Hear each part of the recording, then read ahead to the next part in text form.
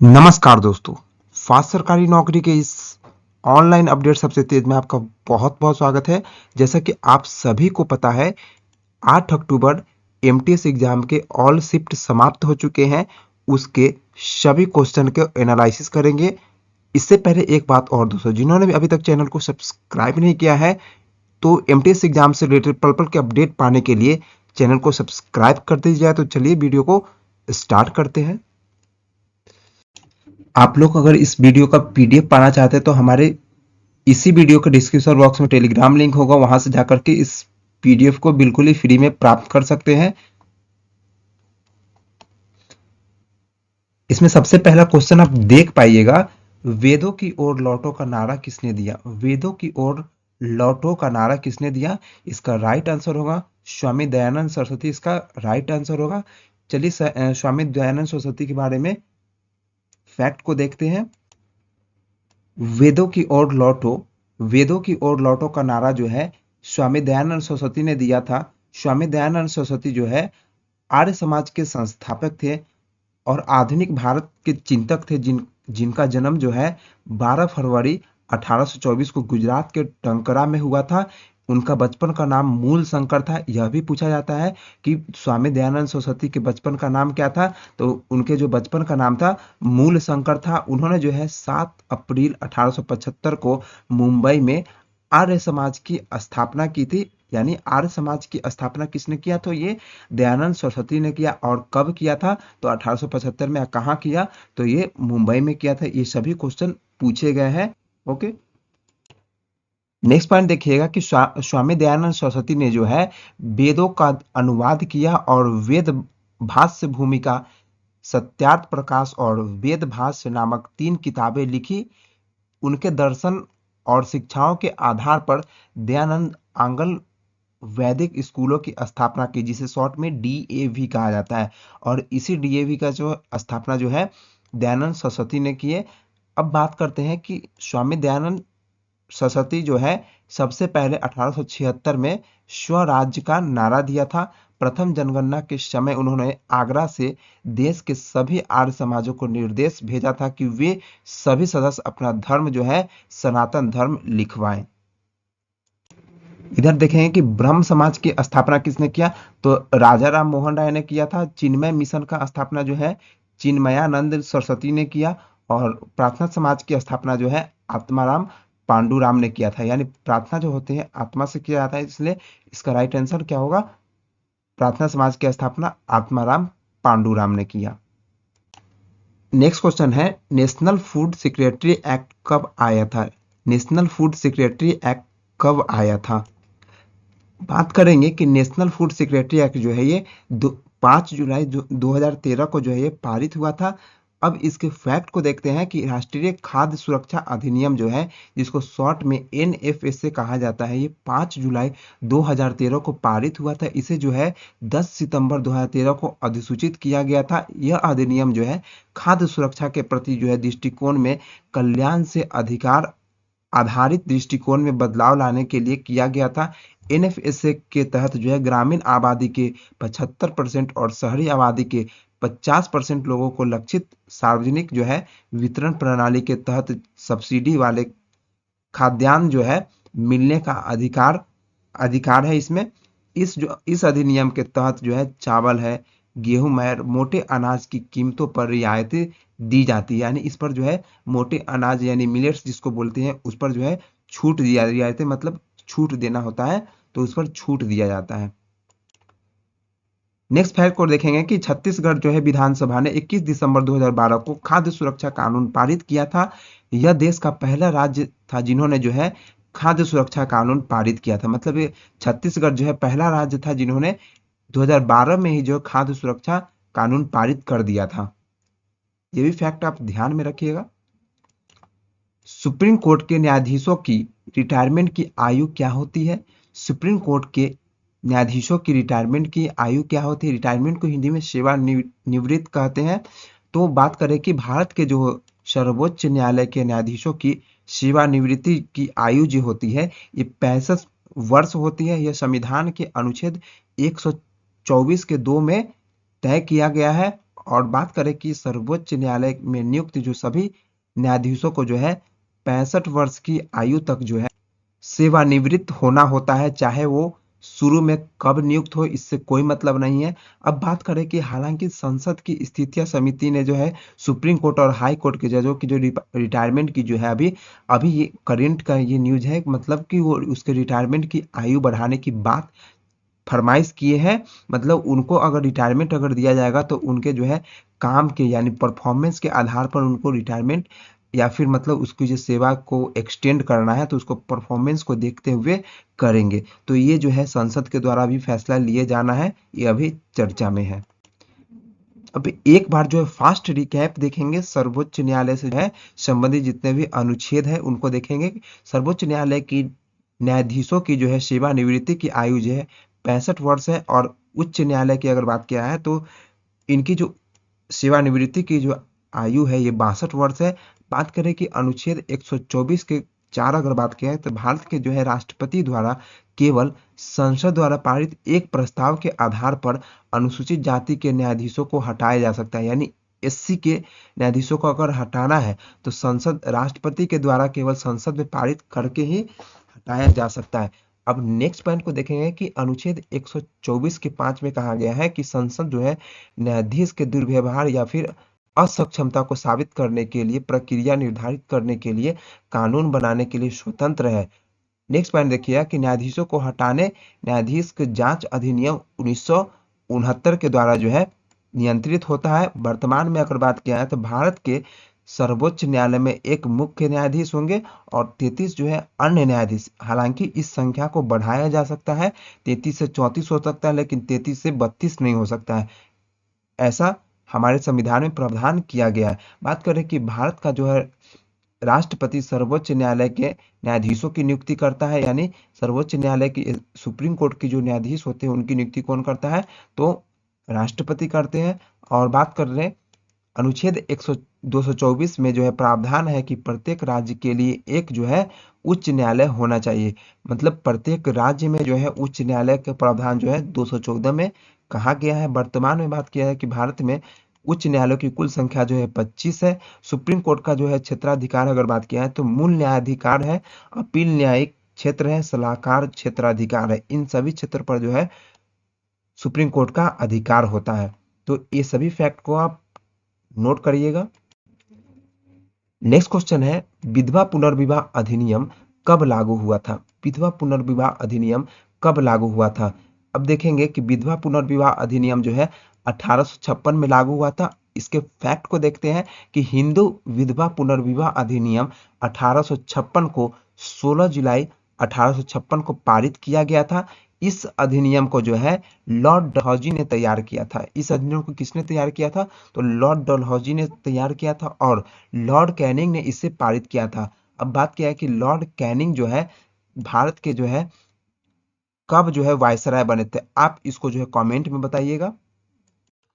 तब तक हम आपको बता देते हैं कि भारत के जो है ये लॉर्ड कैनिंग जो है 56 से लेकर के 62 तक जो है भारत का वायसराय रहे थे। चलिए आप कमेंट करिएगा। नेक्स्ट पॉइंट देखिएगा कि यह अधिनियम जो है ईस्ट इंडिया कंपनी के शासन के तहत भारत के सभी न्यायालयों में हिंदू विधवाओं के पुनर्विवाह को वैध मान बनाता है। बात करें कि जो है इस अधिनियम को जो है 1829 में सती प्रथा के उन्मूलन के बाद जो है पहला बड़ा सामाजिक सुधार कानून माना जाता है। मतलब सती प्रथा के बाद अगर बात करें कि पहला सबसे बड़ा जो है सामाजिक सुधार तो ये जो है 1856 का विधवा पुनर्विवाह अधिनियम है। It's okay. बात करें आगे जो है इस अधिनियम ने जो है विधवाओं को विरासत के कुछ रूप के नुकसान से कानूनी सुरक्षा दी थी। मतलब विधवाओं को जो दिक्कतें हो रही थी उससे जो है मतलब जितने भी नुकसानें हो रही थी विधवाओं को, उससे निजात पाने के लिए यह अधिनियम लाया गया कि विधवा जो है पुनर्विवाह करेगी। क्योंकि पहले क्या होता था कि ये पति अगर मर रहे तो पत्नी को भी उसके साथ मतलब जाना पड़ता था, ठीक है। तो इसलिए उससे कुछ जो हो रहा था विरासतों का नुकसान हो रहा था, जिसमें ये परिवर्तन करके लाया गया और इससे काफी ज्यादा नुकसान को रोका गया था, ठीक है। इसके बाद बात करते हैं कि इस अधिनियम में विशेष रूप से बाल जो है विधवाओं को लक्षित किया गया था। मतलब बाल विधवाओं को जो है, जो भी बाल विधवाएं थे, बच्चे जो पहले शादी कर लेते थे 14 वर्ष से कम की आयु में, उन सभी को बचाने के लिए यह कदम उठाया गया था। अब देखेंगे सोशल रिफॉर्मर जो कि सामाजिक सुधारक थे इसके। तो ईश्वर चंद्र विद्यासागर जो है हिंदू विधवा पुनर्विवाह के प्रमुख प्रचारक थे। मतलब ये जो है इसके फेवर में बात करने वाले थे। कौन? तो ईश्वर चंद्र विद्यासागर। लेकिन इसके कड़े विरोध करने वाले कौन थे? तो राधा कांत देव और धर्म सभा इसके जो है इस अधिनियम के कड़े विरोध करने वाले थे।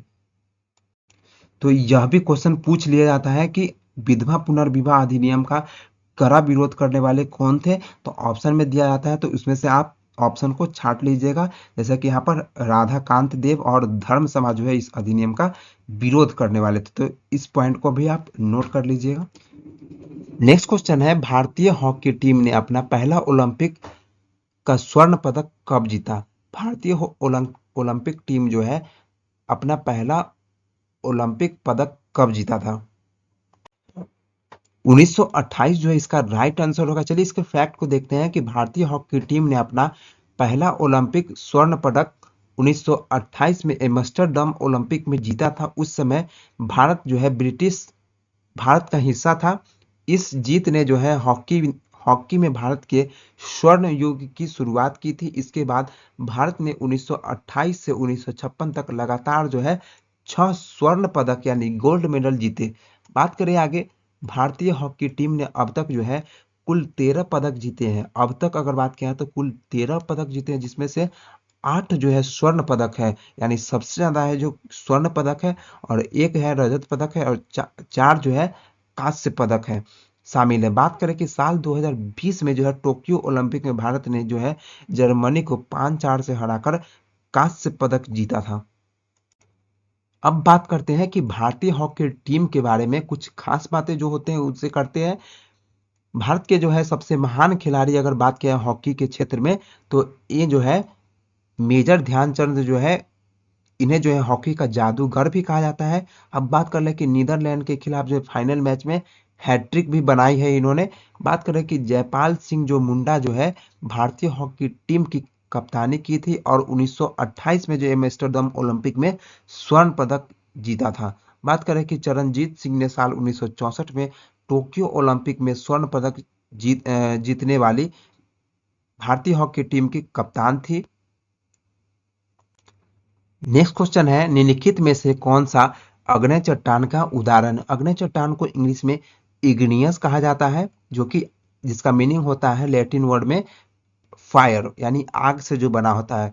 यानी मोल्टेन रॉक्स जो होते हैं उसी मैग्मा को जो है इग्नियस रॉक कहा जाता है। बात करें कि इसका जो उदाहरण होते हैं वो ग्रेनाइट और बेसाल्ट अग्नेय चट्टान का उदाहरण होते हैं। नेक्स्ट पॉइंट को देखें कि ग्रेनाइट एक हल्के रंग के अग्नेय चट्टान है जो पृथ्वी की सतह के मैग्मे के धीमे क्रिस्टलीकरण यानी क्रिस्टलाइजेशन इंग्लिश में कहते हैं इसे, से बनते हैं। क्रिस्टलाइजेशन कहने का मतलब है कि जो कोई लिक्विड है, और लिक्विड जो है गर्म है अवस्था में है तो वो मोल्टेन फॉर्म में है, और थोड़ी देर के बाद जो है क्या हो रहा है वो क्रिस्टल के फॉर्म में हो जा रहा है, यानी वो एक ठोस यानी सॉलिड के फॉर्म में होता है हो जाता है, तो उसे जो है क्रिस्टलीकरण कहते हैं, से बनती है। यह जो है अंतर्वेदी अग्नेय चट्टान है। बात करें कि जो बेसाल्ट से लावा चट्टान बनती है, यानी लावा चट्टान किससे बनती है? तो बेसाल्ट से बनती है। ये जो है चट्टानों का बहुत ही छिद्रपूर्ण होती है। इग्नियस रॉक के जो है उदाहरण को अब देख लेते हैं। तो गैब्रो जो है, गैब्रो यह जो है इग्नियस रॉक का उदाहरण है। नेक्स्ट है आपका ऑब्सीडियन जो है, यह भी जो है इग्नियस रॉक का उदाहरण है। डायोराइट जो है यह भी इग्नियस रॉक का उदाहरण है। डोलोराइट यह भी इग्नियस रॉक का उदाहरण है। इंडेसाइट यह भी इग्नियस रॉक का उदाहरण है। पेरिडोटाइट यह भी इग्नियस रॉक का उदाहरण है। फेलसाइट यह भी इग्नियस रॉक का उदाहरण है। पिच स्टोन यह भी जो है इग्नियस रॉक का उदाहरण है। ट्यूमाइस जो है यह भी इग्नियस रॉक का उदाहरण। इन सभी पॉइंट को आप नोट करिएगा, और इन्हीं में से कोई दिया होगा इसे छांटना था, वही उसका राइट आंसर होगा। नेक्स्ट क्वेश्चन है, सिरका में बेकिंग सोडा मिलने से कौन सा गैस निकलता है? सिरका को विनेगर्स कहा जाता है। और ये जो है एसिड होता है, एसिडिक होता है। अब इसमें जब सोडियम मिल जाते हैं, सोडियम बाइकार्बोनेट मिलते हैं, तो इसमें से CO2 गैस निकलते हैं। कौन सा गैस निकलते हैं? तो CO2 यानी जिसे कार्बन डाइऑक्साइड गैस निकलते, तो हमारा राइट आंसर कार्बन डाइऑक्साइड होगा। तो देखिए, the reaction between baking soda जिसको सोडियम बाइकार्बोनेट कहते हैं एंड विनेगर जिसे डाइल्यूट एसिटिक एसिड कहते हैं generate carbon dioxide and sodium acetate. ये एसीटेट जो है एक कीटोन टाइप का है, ठीक है। इसमें देख पाएंगे कि NaHCO3 जो है सोडियम बाइकार्बोनेट का फॉर्मूला है, और CH3COOH जो है ये एसिटिक एसिड यानी जिसे विनेगर्स कहा जाता है, इसका फॉर्मूला है। जब इसे आपस में जब रिएक्शन होते हैं तो CH3COONA बनते हैं, और H2 यानी वाटर है, और CO2 यानी ये कार्बन डाइऑक्साइड गैस है। बात करें कि जो calcium carbonate is form as a result of passing CO के यानी CO यानी कार्बन मोनोऑक्साइड से अगर कैल्शियम कार्बोनेट को अगर पास कराते हैं तो वो क्या बनाते हैं? तो CO2 इन लाइम वाटर में जो है CO2 बनते हैं। इसी इसी के मतलब कैल्शियम कार्बोनेट के प्रेजेंस के कारण, the presence of calcium carbonate give it a white colour, मतलब कैल्शियम कार्बोनेट के प्रेजेंटेशन के कारण जो है लाइम वाटर को जो है व्हाइट कर देते हैं। आप इस रिएक्शन को देख पाएंगे कि CaOH2 का होल डाइस है, और इसमें जब CO2 जब मिलते हैं तो ये जो है CaCO3 और H2O जो है ये बनाते हैं। और ये CaCO3 जो है कैल्शियम कार्बोनेट है, कैल्शियम कार्बोनेट है। और ये जो देख पाएंगे कि CaOH2 का जो होल ट्वाइस है ये कैल्शियम हाइड्रोजन कार्बोनेट है। तो दोनों का डिफरेंस समझिएगा। नेक्स्ट क्वेश्चन है कि प्रेरणा श्री माली को साहित्य नाटक अकादमी पुरस्कार कब मिला? प्रेरणा श्री माली का जो है साहित्य नाटक अकादमी पुरस्कार कब मिला? इसका राइट आंसर होगा 2009 यानी 2009 में इनको जो है नाटक अकादमी, साहित्य नाटक अकादमी पुरस्कार से इन्हें सम्मानित किया गया था 2009 में। नेक्स्ट क्वेश्चन है कि त्रिपक्षीय संघर्ष जो है कन्नौज के लिए किसके किसके बीच हुआ था? त्रिपक्षीय संघर्ष जो है कन्नौज के लिए किसके किसके बीच हुआ था? अब बात करते हैं कि ये जो है पाल, प्रतिहार और राष्ट्रकूट, इन तीनों के बीच जो है यह जो है कन्नौज के लिए युद्ध लड़ा गया था। तो इसका राइट आंसर यही होगा। चलिए इसके फैक्ट को देखते हैं। कन्नौज के लिए त्रिपक्षीय संघर्ष पाल, प्रतिहार और राष्ट्रकूट इन तीनों राज्य के मध्य हुआ था। बात करें कि जब पाल जो है बंगाल के राजवंश से संबंधित थे। बात करें कि प्रतिहार जो है मध्य भारत के राजवंश से थे। राष्ट्रकूट अगर बात किया तो दक्कन के राजवंश थे। दक्कन यानी ये महाराष्ट्र के आसपास का जो पठार जो है ये दक्कन के पठार है, उसी के करीब के जो है ये राष्ट्रकूट के शासक है। तो इन सभी का जो संबंध आप एक बार फिर से देखिएगा कि पाल का जो संबंध है ये बंगाल के राजवंश से थे। प्रतिहार कहाँ से थे? तो मध्य भारत के राजवंश से थे। और राष्ट्रकूट कहाँ से थे? तो ये दक्कन के राजवंश से थे। कन्नौज पर नियंत्रण के लिए यह संघर्ष जो है 8वीं से लेकर के 12वीं शताब्दी के बीच चला। मतलब यह जो 8वीं सदी से लेकर के 12वीं शताब्दी के बीच चला। इस संघर्ष के बारे में कुछ फैक्ट, कुछ खास बात को देख। कन्नौज के गंगा व्यापार मार्ग पर स्थित था और रेशम मार्ग से जुड़ा था। इस वजह से जो है यह रणनीति और व्यावसायिक रूप से बहुत अहम था। कन्नौज कहाँ पर स्थित था? तो गंगा व्यवसाय मार्ग पर स्थित था और रेशम मार्ग से जुड़ा हुआ था, इसलिए यह व्यावसायिक रणनीति से महत्वपूर्ण था। इस संघर्ष का जो है पहला चरण 790 ईस्वी पूर्व में जो है धर्मपाल और वत्सराज के बीच शुरू हुआ था। धर्मपाल की हार के बाद जो है वत्सराज को राष्ट्रकूट के शासक ध्रुव ने जो है हरा दिया था। इसको आप एक बार देखिएगा। धर्मपाल की हार के बाद जो है वत्सराज को राष्ट्रकूट के शासक जो है ध्रुव ने हरा दिया था। ध्रुव की मृत्यु के बाद उत्तराधिकारी विवाद ने जो है राष्ट्रकूट को खत्म कर दिया। मतलब ध्रुव की जैसी मृत्यु हो गई तो उनके जो उत्तराधिकारी का जो कुछ संघर्ष हुआ, विवाद हुआ, तो राष्ट्रकूट को खत्म वहां से कर दिया गया था। इस संघर्ष में जो है सभी कमजोर हो गए, जिसको तुर्क उन्हें हटाने में मदद मिली, मतलब तुर्कों को हटाने में मदद मिली। बात नेक्स्ट पॉइंट की करते हैं, तो इस संघर्ष के बाद जो है गुज्जर प्रतिहार शासक जो है नागभट्ट द्वितीय ने कन्नौज को गुज्जर प्रतिहार साम्राज्य की राजधानी बनाया। कन्नौज को किसकी राजधानी बनाया? तो गुज्जर प्रतिहार राजवंश की राजधानी बनाया। एक फास्ट रिकैप टाइप का करते हैं। यह संघर्ष जो है तीन राजवंशों के बीच लड़ा गया, गुज्जर प्रतिहार और यहाँ पर देख रहे हैं गुज्जर प्रतिहार, राष्ट्रकूट और पाल राजवंश के बीच लड़ा गया। और कब हुआ? तो 750 ईस्वी से लेकर के 1000 ईस्वी के बीच उत्तर भारत और दक्कन में कई शक्तियां साम्राज्य का उदय हुआ। पाल हो गया, प्रतिहार हो गया, राष्ट्रकूट जो है सबसे प्रमुख थे। नेक्स्ट पॉइंट देखेंगे कि पालो जो है गुज्जर प्रतिहार और राष्ट्रकूटों के बीच निरंतर जो है प्रतिद्वंदिता को त्रिपक्षीय संघर्ष या फिर तीन प्रमुख शक्तियों के बीच संघर्ष कहा गया। इस निरंतर संघर्ष का एक प्रमुख कारण कन्नौज शहर पर अधिकार की इच्छा थी, जो उस समय का जो है संप्रभुता का प्रतीक था। संप्रभुता यानी वो सब कुछ से भरा पड़ा था, जैसे कि वहां पर रेशम आग से कनेक्टिविटी हो गया, ये सब वहां पर साधन थी। बात करें कि एक अन्य कारण जो है गंगा घाटी के उपजाऊ क्षेत्र का नियंत्रण था, इसलिए जो है यह सभी कन्नौज पर राज करना चाहते थे। ये सभी फैक्ट को आप ध्यान में रखिएगा। नेक्स्ट क्वेश्चन है कि अन्नपूर्णा देवी का संबंध किस वाद्य यंत्र से था? अन्नपूर्णा देवी का संबंध जो है किस वाद्य यंत्र से है? तो इसका राइट आंसर होगा सुरबहार वाद्य यंत्र से था। चलिए इसके फैक्ट को देखते हैं। प्रसिद्ध संगीतकार जो है अन्नपूर्णा देवी का संबंध सुरबहार वाद्य यंत्र से था। बात करें नेक्स्ट पॉइंट की, तो अन्नपूर्णा देवी जो है हिंदुस्तानी शास्त्रीय संगीत की एक जो है प्रसिद्ध सुरबहार वादक थी, सुरबहार वाद्य यंत्र से ये संबंधित थी।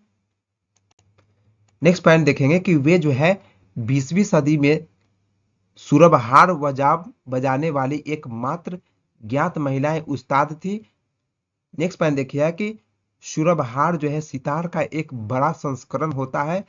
अन्नपूर्णा देवी के पिता और गुरु जो है अलाउद्दीन खान ने उन्हें जो है सुरबहार बजाने के लिए प्रेरित किया था। अन्नपूर्णा देवी के जो है मैहर एस्टेट के जो है पूर्व महाराजा जो है ब्रिजनाथ सिंह ने अन्नपूर्णा जो है उनको नाम दिया था। यानी अन्नपूर्णा नाम जो है कौन दिए थे? तो ये जो है महाराजा जो है ब्रिजनाथ सिंह ने इनका नाम जो है अन्नपूर्णा दिए थे। नेक्स्ट पॉइंट देखिए कि अन्नपूर्णा देवी ने सितार वादक पंडित रविशंकर से शादी की। नेक्स्ट पॉइंट देखिए कि अन्नपूर्णा देवी ने 1977 में भारत सरकार ने जो है उन्हें पद्म विभूषण से सम्मानित किया। पद्म विभूषण एक जो है भारत का तीसरा सर्वोच्च नागरिक सम्मान है। नेक्स्ट पॉइंट देखें कि उन्हें जो है 1991 में संगीत नाटक एकेडमी पुरस्कार से सम्मानित किया गया। नेक्स्ट पॉइंट को देखेंगे, अन्नपूर्णा देवी का निधन जो है 13 अक्टूबर 2018 को हो गया। तो ये सभी फैक्ट को आप ध्यान में रखिएगा। नेक्स्ट क्वेश्चन है कि SHG BLP में जो है एल का क्या मतलब होता है? तो एल का मतलब होता है लिंकेज। एल का क्या मतलब होता है? लिंकेज। देखिए SHG का फुल फॉर्म होता है कि सेल्फ हेल्प ग्रुप होता है, और BLP का होता है कि बैंक लिंकेज प्रोग्राम, जिसको शॉर्ट में SHG BLP कहा जाता है। बात करें कि SHG BLP का मतलब जो होता है स्व सहायक समूह बैंक लिंकेज कार्यक्रम है। यह जो है भारत में एक कार्यक्रम जो कि वित्तीय सेवाएं और सहायता प्रदान करने के लिए स्वयं सहायता समूह यानी SHG को बैंक से जोड़ता है। राष्ट्रीय कृषि ग्रामीण बैंक, जिसको नाबार्ड कहा जाता है, 1885 में इसके 1985 में इसकी स्थापना की गई थी। नाबार्ड के ने कार्यक्रम की विकसित किया है, मतलब इस कार्यक्रम का विकास किसने किया? तो नाबार्ड के द्वारा ये किया गया था।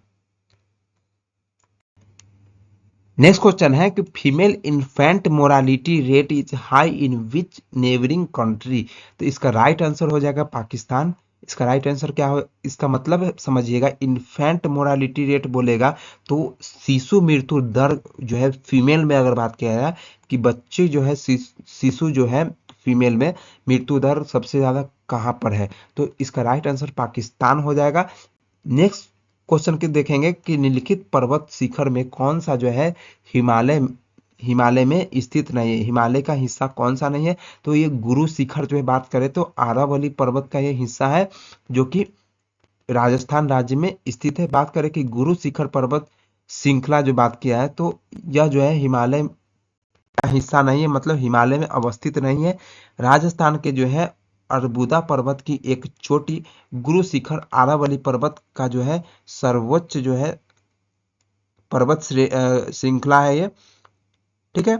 गुरु शिखर जो है समुद्र तल से अगर बात किया है तो 1772 मीटर इसकी ऊंचाई है। और बात करें कि इस चोटी से जो है माउंट आबू क्षेत्र के जो है दृश्य का आनंद ले सकते हैं। अब कुछ जो है हिमालय की शीर्ष चोटियां और उनकी जो है ऊंचाई मीटर में देखेंगे। एवरेस्ट की अगर बात किया तो 8,850, कभी कभी पिघलने के बाद 48 भी होते हैं। यह नेपाल और तिब्बत की सीमा बनाती है।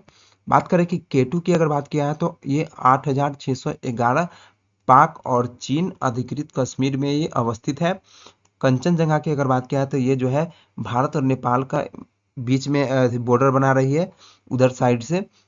बात क्या है, इसकी जो ऊंचाई है ये 8,598 मीटर है।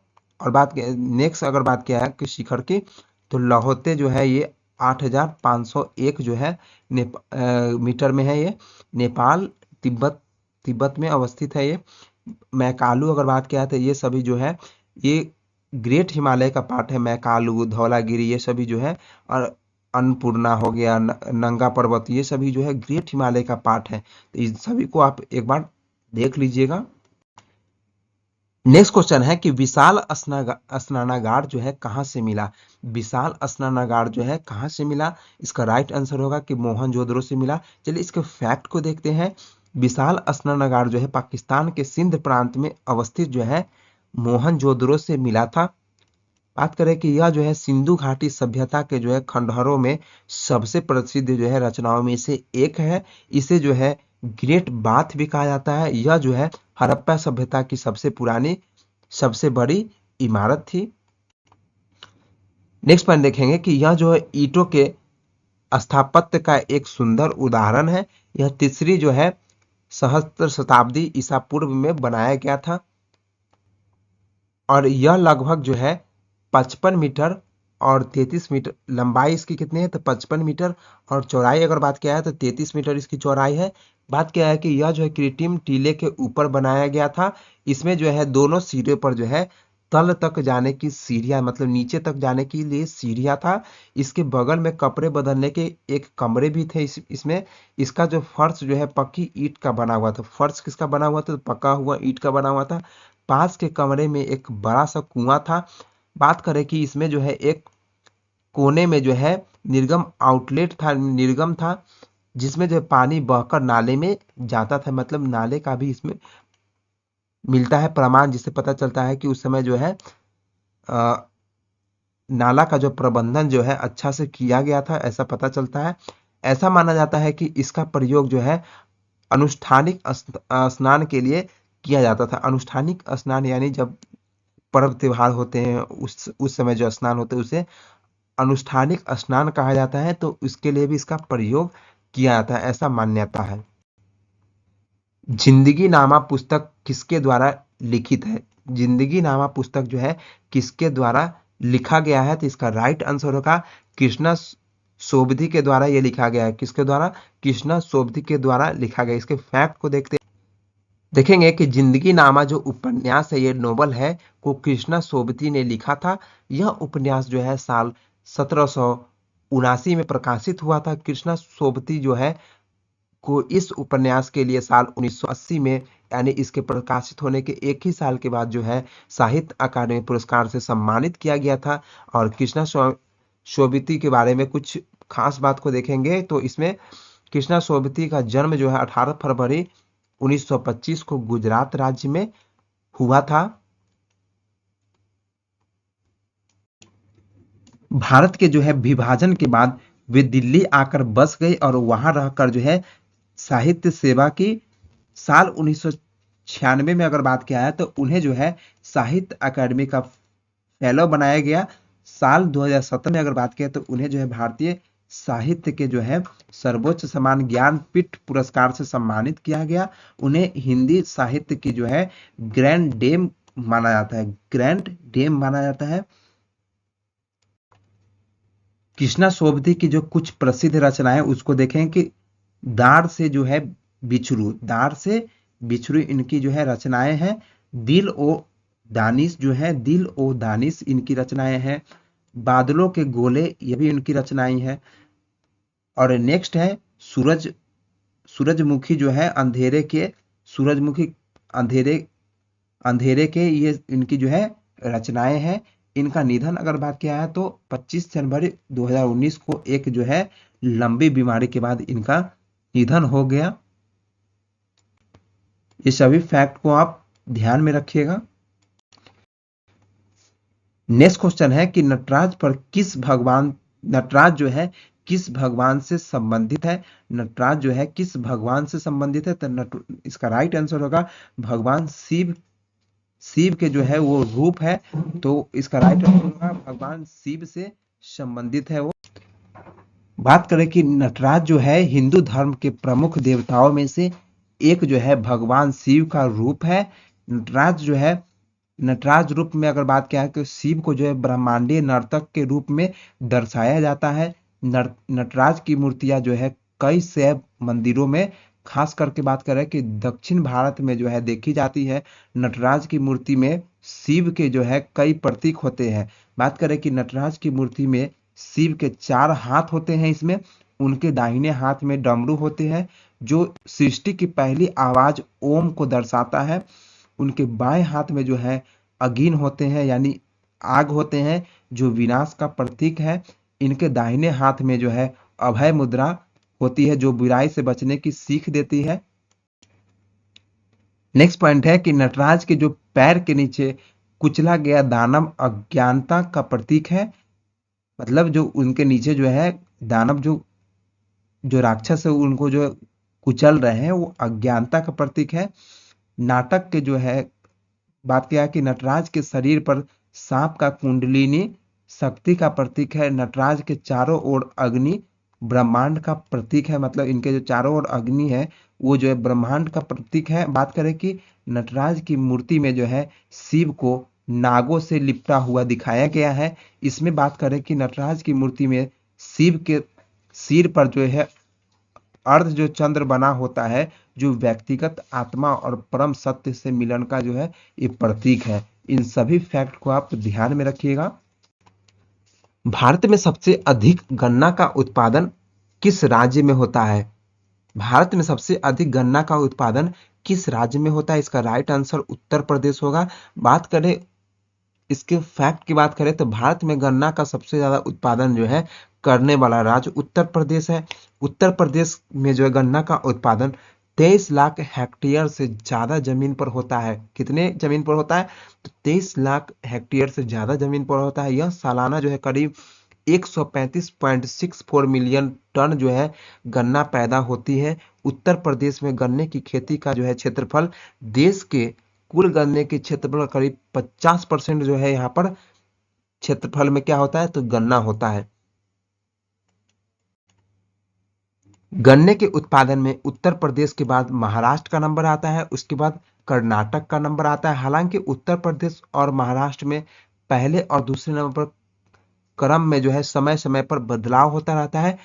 बात करें कि गन्ने के उत्पादन में उत्तर प्रदेश के बाद महाराष्ट्र और कर्नाटक का नंबर आता है। हालांकि उत्तर प्रदेश और महाराष्ट्र में मतलब कभी कभी जो है बदलते रहता है। और बात करते हैं कि गन्ने से संबंधित जो है कुछ प्रमुख बात को करते हैं। इसमें देख पाएंगे कि गन्ने की फसल को उगाने के लिए ज्यादा पानी और पोषण तत्व की जरूरत होती है। इसमें ध्यान रखें कि ज्यादा पानी की जरूरत होती है और पोषक तत्व की जरूरत होती है। क्षेत्रफल के हिसाब से अगर बात किया तो गन्ने की खेती सबसे अधिक जो है हिमालय के जो तराई रीजन जो निचली भाग को बोला जाता है हिमालय का। दक्षिणी भारत की अगर बात किया है तो गन्ने की पैदावार प्रति इकाई क्षेत्र में ज्यादा होता है। प्रति इकाई मतलब एक इकाई में अगर बात किया है तो एक इकाई में 10 पेड़ लगा दिया जाए। मतलब जहां एक पेड़ लग रहा है उत्तर भारत में अगर, तो दक्षिण भारत में यहाँ पर 10 पेड़ लग रहे हैं, तो प्रति इकाई में जो है ज्यादा होती है। अब बात करें कि जो उत्तर भारत में गन्ने की फसल जो है 12 महीने में तैयार होती है। उत्तर भारत में गन्ने की फसल 12 महीने में, जबकि दक्षिण भारत में यह 18 महीने में तैयार होती है। नेक्स्ट पॉइंट है कि बिहार में गन्ना का सबसे ज्यादा उत्पादन अगर बात किया है तो पश्चिमी और पूर्वी चंपारण और गोपालगंज सीतामढ़ी जिले में होता है। इस पॉइंट को भी नोट करिएगा। चिथिराई त्योहार कहाँ मनाया जाता है? चिथिराई त्योहार कहाँ मनाया, इसका राइट आंसर होगा तमिलनाडु राज्य में मनाया जाता है। चिथिराई त्योहार तमिलनाडु के मदुरई में मनाया जाता है। यह त्योहार जो है शैववाद और वैष्णववाद की एकता का प्रतीक है। यह त्योहार अप्रैल के महीने में मनाया जाता है। यह त्योहार 15 दिनों तक चलता है। तमिल तमिल कैलेंडर के मुताबिक अगर बात किया है तो चिथिराई साल का जो है पहला महीना होता है। इस दिन भगवान विष्णु अपनी बहन और भगवान सुंदरेश्वर के जो है विवाह समारोह में शामिल होते हैं। हम लोग थर्ड शिफ्ट का एनालिसिस को देखेंगे, तो चलिए थर्ड शिफ्ट का एनालिसिस को शुरू करते हैं। इसमें देख पाए कि सबसे पहला क्वेश्चन आया थर्ड शिफ्ट से जो है, भारत के जो किस राज्य में काल वैसाख जो है हवाएं हैं आमतौर पर ग्रीष्म ऋतु के दौरान प्रचलित होते हैं। ऑप्शन देखिएगा यहां पर दिया गया है पश्चिम बंगाल, असम, उड़ीसा, बिहार। देखिए इसका राइट आंसर होगा पश्चिम बंगाल और उड़ीसा असम, इसका राइट, दोनों इसका सही जवाब होगा। इसलिए इसमें देखेंगे, इसके फैक्ट को देखते हैं कि मानसून जो है अक्सर हिंद महासागर से जुड़ा होता है, यानी हिंद महासागर की ओर से मानसून आता है। मानसून हमेशा जो है ठंडे से गर्म क्षेत्र की तरफ बहता है, ठंडे से गर्म क्षेत्र की तरफ बढ़ता है। ग्रीष्म मानसून और शीतकालीन मानसून जो होते हैं, बात करें कि भारत और दक्षिण पूर्व एशिया के अधिकांश भागों के जलवायु का जो निर्धारण करता है। देखिए ये कह रहे हैं कि जो ठंडे से गर्म की तरफ बढ़ रहे हैं, इसका मतलब है कि ITCZ जो होते हैं, ये जो होता है ट्रॉपिकल जोन जो होते हैं वो गर्म जोन होता है, तो उसके तरफ तो वाकई बढ़ेगा। जहां पर ITCZ होते हैं तो वहीं पर तो वर्षा हो रहे हैं ना। मार्च से जो है अप्रैल तक होने वाली वर्षा या फिर जो है पूर्व मानसून वर्षा को पश्चिम बंगाल में काल वैसाख या फिर केरल में जो है कॉफी सावर कहा जाता है। काल वैसाख हवाएं जो है बिहार झारखंड क्षेत्र से निकलती है, पूर्व की ओर बढ़ती है और पश्चिम बंगाल असम से टकराती है। तो इसका राइट आंसर पश्चिम बंगाल और असम हो जाएगा। इन क्षेत्रों में जो है बात की, इन ऊंचे क्षेत्रों में नम हवा के जो है आगमन के समय उच्च ताप के बीच ये अत्यंत विनाशकारी गरज के साथ उठती है। काल वैसाख हवाएं जो है बिहार और झारखंड क्षेत्र से निकलती है, पूर्व की ओर बढ़ती है और पश्चिम बंगाल और उड़ीसा से टकराती है। काल वैसाख जो हवाएं हैं बिजली गरज और फिर इसमें बात करें कि ओलावृष्टि वृष्टि जो है और वर्षा के रूप में विनाश लाती है, वर्षा के रूप में विनाश लाती है। तो ये सभी फैक्ट आप ध्यान रखिएगा। नेक्स्ट क्वेश्चन है, मृणालिनी साराभाई का संबंध किस शास्त्रीय नृत्य से है? मृणालिनी साराभाई का संबंध जो है किस शास्त्रीय नृत्य से है? तो इसका राइट आंसर होगा भरतनाट्यम से इनका संबंध है। मृणालिनी साराभाई का जो विवाह हुआ ये प्रसिद्ध वैज्ञानिक विक्रम साराभाई से हुआ। बात करें कि मृणालिनी साराभाई एक जो है भारतीय शास्त्रीय नृत्यांगना कोरियोग्राफर थी। इन्होंने जो प्रसिद्ध वैज्ञानिक विक्रम साराभाई से शादी की। बात करें कि इन्हें जो है पुरस्कार जो दिया गया उनको देखते हैं। आप देखिएगा मृणालिनी साराभाई को पद्मश्री 1965 में मिला और पद्म भूषण जो है 1992 में इन्हें मिला। बात करें कि इन्होंने 1994 में नई दिल्ली में प्रतिष्ठित संगीत नाटक अकादमी फेलोशिप से सम्मानित किया गया। नृत्य के क्षेत्र में उनका सबसे बड़ा योगदान 1949 में अहमदाबाद में अपने पति के साथ स्थापित किया गया डारपाना एकेडमी ऑफ परफॉर्मिंग आर्ट्स, ये जो है स्थापित किया गया। और किनके साथ किया गया थे? इनके पति जो है विक्रम साराभाई के साथ किया गया। कब किया गया? 1949 में किया गया। कहाँ किया गया? तो अहमदाबाद में। इन सभी फैक्ट को आप ध्यान में रखिएगा। शतरंज में जो होता है गैम्बिट क्या होता है? शतरंज में गैम्बिट क्या होता है? तो शतरंज में गैम्बिट एक ऐसी चाल होती है जिसमें खिलाड़ी जो है जानबूझकर एक अधिक मोहरे की बलि देती है ताकि खेल में बेहतरीन स्थिति प्राप्त किया जा सके। नेक्स्ट क्वेश्चन है, नेम सके जो है उपन्यास किसके द्वारा लिखा गया है? नेम सके कहिए या फिर नेम सेक जो उपन्यास है किसके द्वारा लिखा गया है? इसका राइट आंसर होगा झुप्पा लाहिड़ी जो है इसका राइट आंसर होगा। बात करें कि द नेम सेक उपन्यास जो है अंग्रेजी अमेरिकी लेखिका झुप्पा लाहिड़ी ने लिखा है। यह जो है उनका पहला उपन्यास था जो साल 2003 में प्रकाशित हुआ था। यह उपन्यास मूल रूप से द न्यू यॉर्कर में यह प्रकाशित किया गया। और यह जगह जो दिया गया है द न्यू यॉर्कर, जिसको न्यूयॉर्क भी कहा जाता, यॉर्क भी कहा जाता है, ठीक है ना। तो न्यूयॉर्क यह जो जगह है यह अमेरिका का ही जगह है, वहां पर इसे प्रकाशित किया गया था। और बाद में इसे एक पूर्ण जो है लंबाई वाले जो है उपन्यास में विस्तृत यानी विस्तारित किया गया। अब बात करते हैं कि द नेम सेक जो उपन्यास के बारे में कुछ खास बात को करते हैं। यह उपन्यास जो है अमेरिका में भारतीय प्रवासी के अनुभव की जो है पड़ताल करता है। जो इमिग्रेंट्स जो होते हैं उसके जो वहां पर क्या एक्सपीरियंस कैसा फील कर रहे हैं उसको जो है ये पड़ताल करता है, उसको बताता है। यह उपन्यास जो है विवाह हो गया, नामकरण हो गया, फिर पारंपरिक जो है परंपरा के जो है विषय में केंद्रित करता है। यानी जो भी कल्चरल होता है उसको क्या करता है वो केंद्रित करता है, उसके तरफ वो ध्यान ले जाता है। बात करें कि इस उपन्यास में जो है नए और पुराने जो है आत्म सातीकरण और फिर सांस्कृतिक संरक्षण, बात करें कि भविष्य की ओर जो है प्रयास और अतीत का जो है लालसा, मतलब पिछले पास्ट जो बीत गया उसे अतीत कहा जाता है, अतीत की लालसा के बीच के संघर्ष को दिखाया गया है। बात करें कि इस उपन्यास का जो है पहला अध्याय जो है मुख्य रूप से एक अस्पताल में घटित होती है। यानी इसका जो है पहला अध्याय जो है अस्पताल से संबंधित है। बात करें कि जो लाहिड़ी जो है इसमें अंग्रेजी और इतालवी में कई उपन्यास और लघु कहानी संग्रह प्रकाशित किए हैं। लाहिड़ी का जन्म जो है संयुक्त राष्ट्र अमेरिका में हुआ, लेकिन उनके माता पिता का जन्म भारत के कोलकाता राज्य में हुआ था। ये सभी फैक्ट ध्यान में रखिएगा, यह भी एग्जाम में पूछे जा सकते हैं। नेक्स्ट क्वेश्चन है, अनुच्छेद 360 का संबंध किससे है? अनुच्छेद 360 का संबंध किससे है? इसका राइट आंसर होगा वित्तीय आपात से जुड़ा है 360। चलिए इसके फैक्ट को देखते हैं।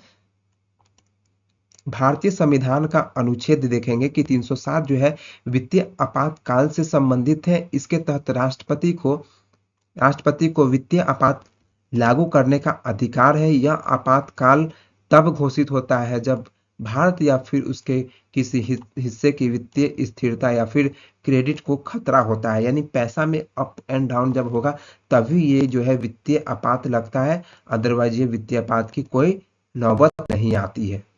अब बात करते हैं कि 360 से संबंधित कुछ खास बात। वित्तीय आपात की घोषणा के लिए जो राष्ट्रपति को यह संतुष्ट होना चाहिए कि स्थिति जो है वित्तीय आपात की घोषणा की मांग करती है या नहीं करती। इस तरीके से इसमें एक समीक्षा होना चाहिए, तभी ये लगाया जा सकता है। 1975 में जो है 38वें संविधान संशोधन के मुताबिक जो है राष्ट्रपति का फैसला जो है अंतिम या फिर निर्णायक होता है। मतलब जब तक राष्ट्रपति इसके फैसले नहीं देंगे तब तक ये लागू नहीं हो सकता है। राष्ट्रपति का फैसला अंतिम तक जो है माना जाएगा, मतलब अंतिम में राष्ट्रपति का फैसला चाहिए ही चाहिए।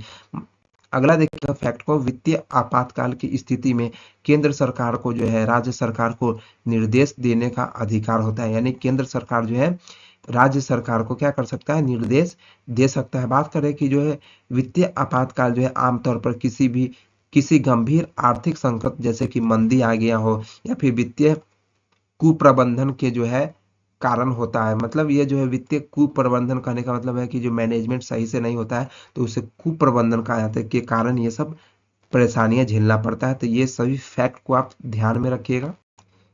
संवर्धित सूची जो है किस देश के संविधान से लिया गया है? संवर्धित सूची किस देश के संविधान से लिया? इसका राइट आंसर ऑस्ट्रेलिया होगा। चलिए इसके फैक्ट को देखते हैं कि 7वीं अनुसूची के तहत जो है भारतीय संविधान के अनुच्छेद 248 केंद्र और राज्य के कानून की अवशिष्ट शक्तियां से संबंधित है। बात करें केंद्र और राज्य दोनों में, तो संवर्धित सूची इंग्लिश में कॉन्क्रीट लिस्ट कहा जाता है इसे। तो केंद्र और राज्य दोनों आ गया तो ये कॉन्क्रीट लिस्ट हो गया, ठीक है। बात करें कि भारतीय संविधान का अनुच्छेद 248 जो कानून का जो है अवशिष्ट शक्तियां से संबंधित इसके प्रावधान प्रावधान में बात करें इसमें कि संवर्धित सूची अगर इसमें देख पाइएगा, संवर्धित सूची या फिर राज्य सूची में शामिल नहीं किए गए किसी भी मामले के संबंध में संसद के पास कोई कानून बनाने का विशेष शक्ति है। यानी संसद जो है अगर उसमें कोई विषय ऐड नहीं है तो संसद इस पर कानून बना करके ला सकती है। इस तरह की शक्ति की बात किया है कि उन सूचियों में से किसी में भी उल्लेखित नहीं किए गए कर को जो है लागू करने वाली कोई कानून बनाने की शक्ति शामिल होगा। यानी कानून बनाने की शक्ति इसमें शामिल किया गया 248 अनुच्छेद की बात हो रही है, ठीक है। नेक्स्ट पॉइंट को देखेंगे हम लोग। इसमें जो है 7वीं जो है अनुसूची में सूचीबद्ध विषयों को केंद्र और राज्य सरकार के बीच कानून बनाने की शक्ति को विभाजित किया गया। अनुच्छेद 248 में 3 भागों में विभाजित की गई एक सूची है जो कि संघ सूची, दूसरी सूची जिसे कहा जाता है राज्य सूची, और तीसरी सूची जिसे जो है समवर्ती सूची कहा जाता है। बात करें कि भारतीय संविधान में जो है समवर्ती सूची का जो विचार है ऑस्ट्रेलिया के संविधान से लिया गया है। अब इसमें नेक्स्ट पॉइंट को आप देखेंगे कि संघ सूची यानी जो कि यूनियन लिस्ट जिसे बोला जाता है इंग्लिश में, तो मूल रूप से 97 विषय है, लेकिन वृद्धि के बाद इसे 100 लिस्ट हो गए हैं, 100 विषय हो गए। 42वें संविधान संशोधन के बाद राज्य के जो है 5 विषय को समवर्ती सूची से स्थानांतरित करके इसे जो है राज्य के जो है 5 जो सूची था उसे जो है समवर्ती सूची में स्थानांतरित किया गया है। समवर्ती सूची में शामिल जो है विषय पर केंद्र और राज्य जो है दोनों कानून बना सकता है, लेकिन जब भी संघर्ष में होता है तो केंद्र कानून राज्य के कानून पर हावी होता है। यानी अगर केंद्र अगर कानून बना दिया तो राज्य का कानून जो है स्वतः ही खत्म हो जाता है। इस बात को आप नोट कर लीजिएगा, यह भी एग्जाम में पूछा जा सकता है।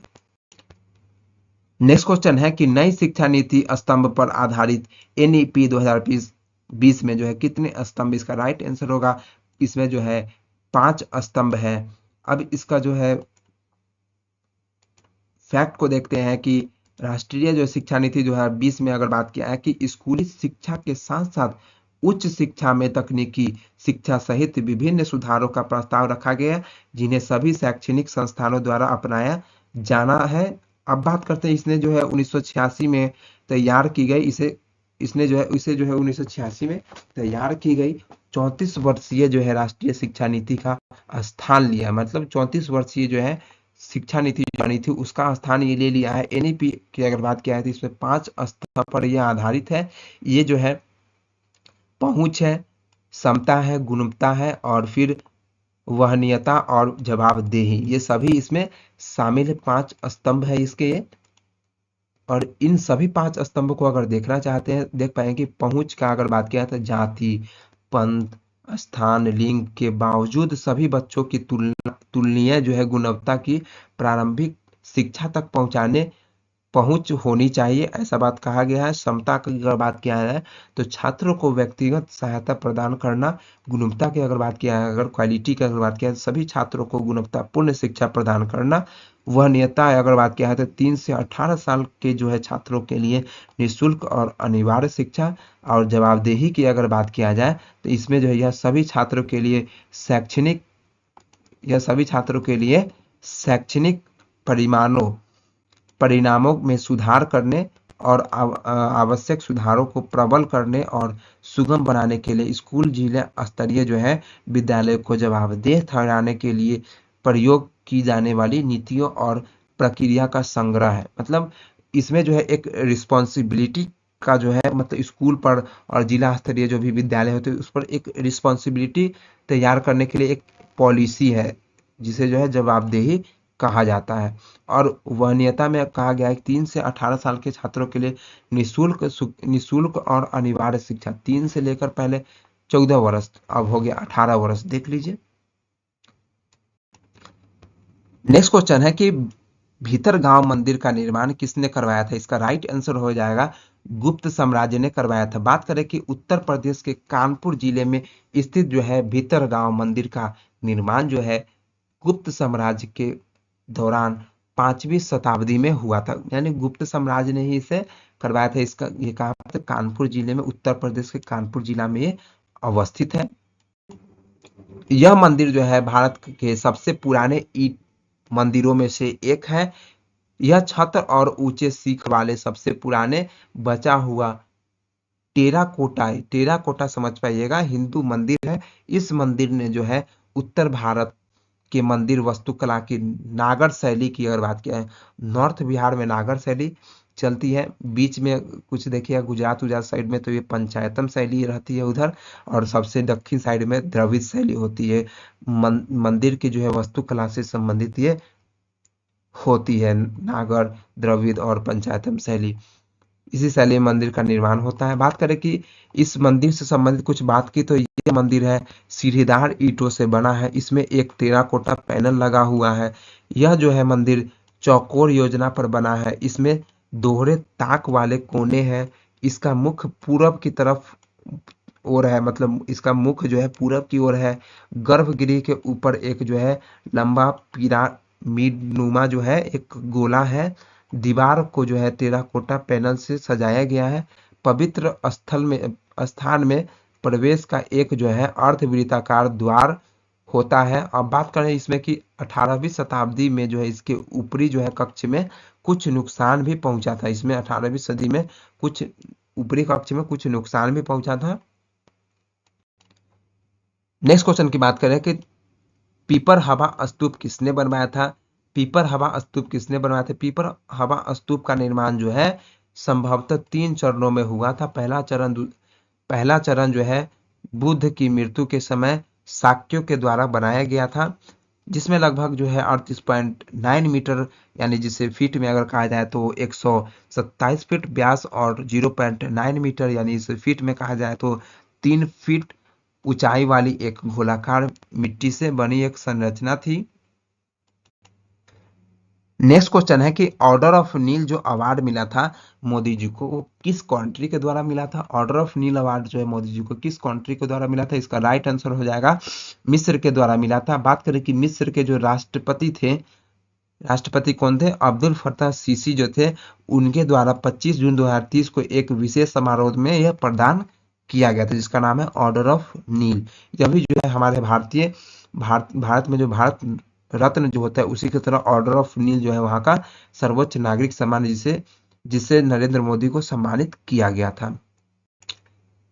नेक्स्ट क्वेश्चन है कि मल्टी डायमेंशनल पॉवर्टी इंडेक्स के अनुसार शहरी जो है जनसंख्या प्रतिशत कितना थी? तो 11.2%। बात करें कि जो भारत में जो है बहुआयामी गरीबी सूचकांक, जिसको शॉर्ट में MPI कहा जाता है, मल्टी डायमेंशनल पॉवर्टी इंडेक्स, जिसको फुल फॉर्म होता है 2019 से 2021 के अनुसार अगर बात किया जाए तो हेड काउंट अनुपात 11.2% था। शहरी जनसंख्या में बहुआयामी गरीबी सूचकांक में अगर बात किया, मल्टी डायमेंशनल पॉवर्टी इंडेक्स की अगर बात किया, 11.2% था। ठीक है।